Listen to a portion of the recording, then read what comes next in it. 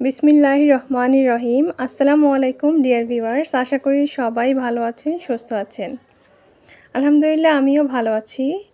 আজকে চলুন আপনাদের সাথে আরেকটি সত্য কাহিনী অবলম্বনে একটি গল্প শেয়ার করি।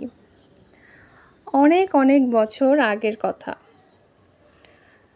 এক জনপদে বাস করতেন এক ন্যায়পরায়ণ ও আল্লাভীরু এক ব্যক্তি। তিনি ছিলেন অত্যন্ত দানশীল, ধৈর্যশীল এবং আল্লাহর প্রতি গভীর বিশ্বাসী। তাকে আল্লাহ এত অফুরন্ত সম্পদ, অসংখ্য গবাদি পশু, উর্বর জমি এবং সুসন্তান দান করেছিলেন। তার অনেকগুলো স্ত্রীও ছিল। তিনি সবসময় আল্লাহর ধ্যান জ্ঞানে মগ্ন থাকতেন।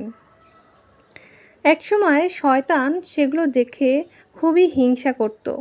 সে আল্লাহকে বলল যে এই লোকের এত ধন সম্পদ, এজন্যই উনি গাফেল হচ্ছেন না। তো আল্লাহ সেই কথাই মেনে নিল যে আচ্ছা ঠিক আছে। তারপর থেকে তার পরীক্ষা শুরু করলেন। তখন একের পর এক বিপর্যয় নেমে এলো তার জীবনে। তার সম্পদের ভিতরে হঠাৎ করে একটি আগুনের ফুলকি দিয়ে সবগুলো ধান নষ্ট হয়ে গেল। তার যে গবাদি পশুগুলো ছিল সবগুলো গবাদি পশুই নষ্ট হয়ে গেল। সবাই এসে তার কাছে বলতে লাগলো যে আপনার এগুলো নষ্ট হয়ে গেছে। তখন তিনি ধৈর্য সহকারে বললেন, আমি এগুলোর মালিক নই, যিনি মালিক তিনিই এগুলো নিয়ে গিয়েছেন। ওনার ৭ ছেলে মেয়ে ছিল। সেই ৭ ছেলে মেয়ে একসাথেই মারা গিয়েছে। তখন শিক্ষক এসে বলল যে ওরা ছাদ থেকে পড়ে সবাই একসাথে মারা গিয়েছে। তখনও তিনি ধৈর্য সহকারেই বললেন যে আল্লাহর জিনিস আল্লাহই তুলে নিয়ে গিয়েছেন। তার জীবনে আরও বিভিন্ন পরীক্ষা নেমে এলো। তার শরীরে একটি ফুসকুড়ি দেখা দিল। সেই ফুসকুড়ি থেকে আস্তে আস্তে তার শরীর ঘা প্যাঁচড়া থেকে শুরু করে একদম পুরো শরীর পচতে শুরু করলো। তখন তার অন্যান্য স্ত্রীরাও সবাই চলে গেল, কারণ এখন তার ধন সম্পদ কিছুই নেই। তার যে কর্মচারীরা ছিল সবাই তার কাছ থেকে চলে গেল। শুধুমাত্র তার একজন স্ত্রী রয়ে গেল, যার নাম ছিল রহিমা।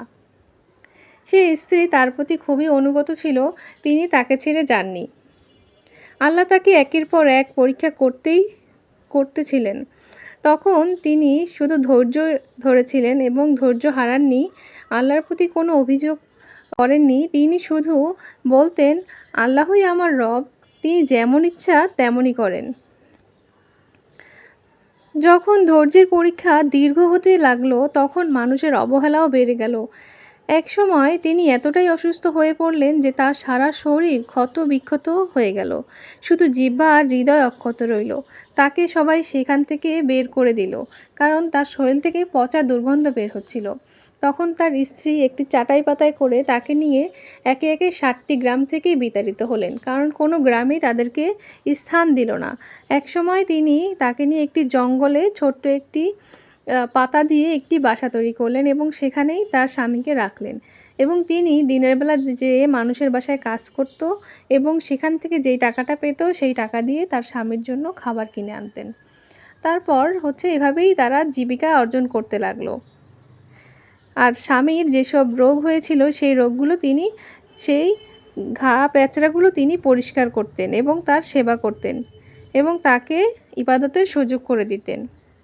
একসময় এত কঠিন পরিস্থিতি হলো যে রহিমা কাজও পাচ্ছিল না। তখন সে বাধ্য হয়ে নিজের চুল বিক্রি করে খাবার আনলেন। এত কষ্ট তিনি সহ্য করতে লাগলেন। একসময় তিনি আল্লাহর কাছে দোয়া করতে লাগলেন, হে আমার রব, আমি বিপদগ্রস্ত আর তুমি পরম দয়ালু। তার এই দোয়া কবুল করলেন। আল্লাহ তাআলা তার এই দোয়া কবুল করার পর এক অলৌকিক ঘটনা ঘটল। সেই অলৌকিক ঘটনাটি পরবর্তীতে শোনানো হবে। সেই পর্যন্ত সবাই ভালো থাকুন, সুস্থ থাকুন। কথা হবে পরবর্তী ভিডিওতে। ধন্যবাদ।